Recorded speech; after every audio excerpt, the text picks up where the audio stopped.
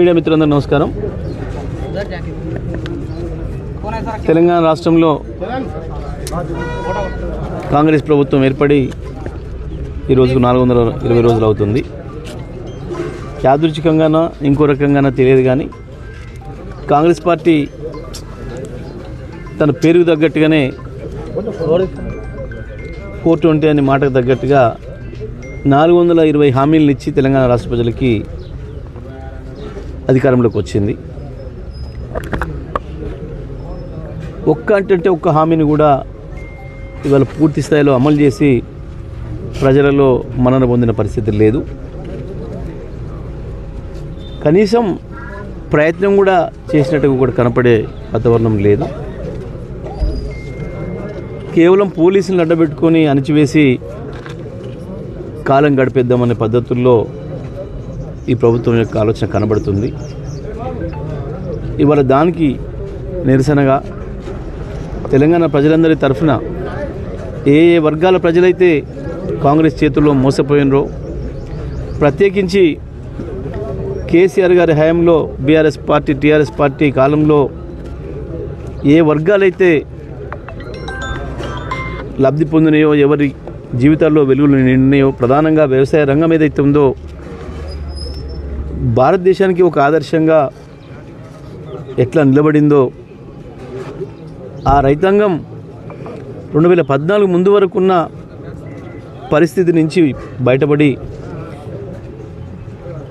అన్నమో రామచంద్ర అని చెప్పి అడుక్కునే స్థితికి తెలంగాణ రైతాంగాన్ని నెట్టిన గత ప్రభుత్వాల ఆలోచనలకు భిన్నంగా కేసీఆర్ గారు ఎవరు ఊహించని విధంగా వ్యవసాయ రంగాన్ని భారతదేశానికే ఒక ఆదర్శంగా తీర్చిదిద్ది రైతాంగం మంచి కోలుకుంటున్న సందర్భంలో, తెలంగాణ వ్యవసాయ రంగం కుదురుకుంటున్న సందర్భంలో దుర్మార్గంగా ఈ కాంగ్రెస్ పార్టీ రైతుల్ని, మహిళల్ని, యువకుల్ని, విద్యార్థుల్ని, అన్ని వర్గాల ప్రజల్ని కూడా మోసం చేసి వాళ్ళని కేసీఆర్ నుంచి దూరం చేసి అధికారాన్ని పొందిన తర్వాత ఇప్పటి వరకు కూడా ఆ వైపు చూపు లేదు.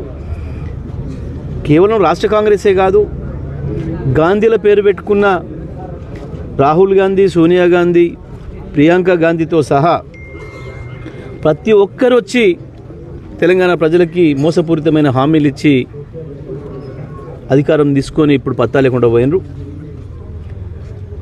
దానికి నిరసనగా వ్యవసాయ రంగం ఏదైతే ఉందో